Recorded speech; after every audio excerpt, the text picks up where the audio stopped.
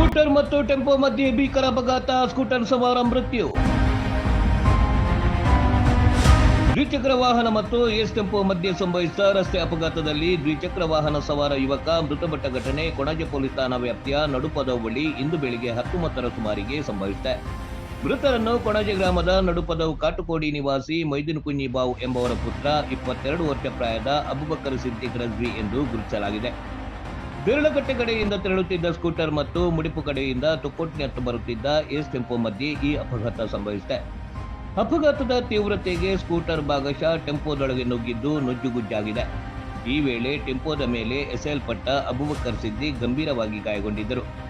ಅವರನ್ನು ಆಸ್ಪತ್ರೆಗೆ ಸಾಗಿಸುವ ದಾರಿ ಮಧ್ಯೆ ಕೊನೆಯುಸಿರೆಳೆದಿದ್ದಾರೆ ಎಂದು ತಿಳಿದು ಬಂದಿದೆ.